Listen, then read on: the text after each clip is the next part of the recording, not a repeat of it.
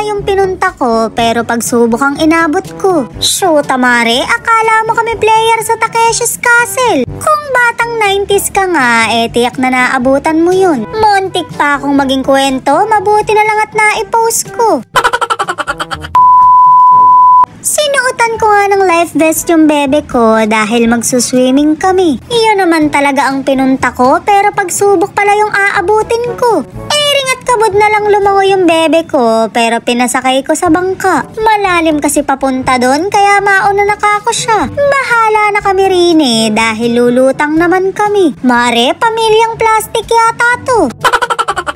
Mukhang naparami nga ako ng extra rice dahil nabigatan si kuya sa akin. Rin namang nanay ko, pipilayin pa yata yung naghahatak. Manungli pa rin na lang, okay hatiin yung bewang. Ano pang silbi ng pagiging aswang mo kung hindi mo gagamitin yung pakpak mo?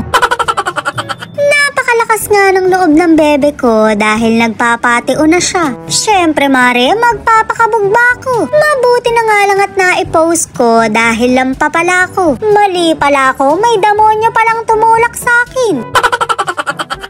Nga yung kapatid kong tagilid, nakabod na lang nagpanggap na uod. May lifeguard naman kaming kasama, kaya okay lang kaming mahulog. Hindi kagaya ng kachat mo na masyadong pa-full. Hindi ni mare, siguradong sasaluhin ka. Huwag ka lang tatanga-tanga para hindi ka pumulakda.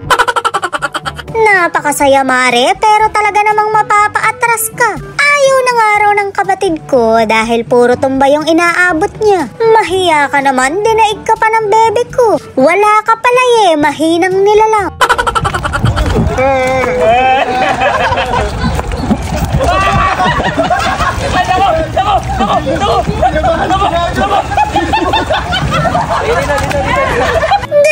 Ganado nga yung bebe ko dahil ganyan yung mga laro na gusto niya. Akala niya yata player siya sa Squid Game. Pero sa batang 90s na katulad ko, Takeshi's Castle lang maaalala. Pasensya na kayo mare, nang huhuli kasi ko ng palaka.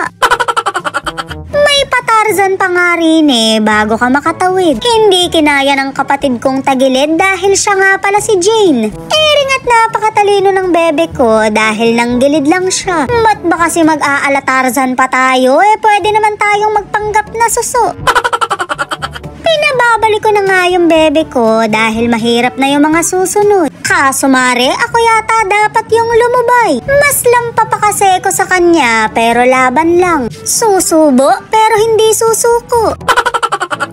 Shoot, mare, sa kaiinom ko talaga to. Mas madalas pa kasi kong mag-gin kesa mag-gym. Pero wag ka, sa sobrang sarap ko, nafa-fall mosquito. Mukhang nanlalambot nga siya, kaya papatigasin daw ng kapatid ko. Akala ko ngay kung ano gagawin, magpoposte lang pala.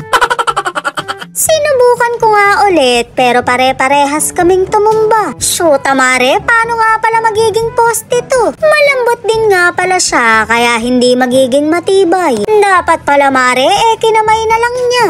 Ewan ko na lang talaga kung hindi pa tumigas. Na nga mare, yung huling pagsubok namin. Napakaganda ng langit, pero sana'y wag muna akong mapunta dun. Pero kita mo naman, na-upload ko pa to, kaya okay naman ako. Walang kahirap-hirap, dati kasi kung akyat bahay. Magsuswing-swing ka nga lang dito, sabay talon. Kaso mare, ayaw bumitaw ng kapatid ko. Dati siguro siyang unggoy nung past life niya. Bumaba ka na rin at bibigyan na lang kita ng saging. Yun lang mga mare at pare, shot puno.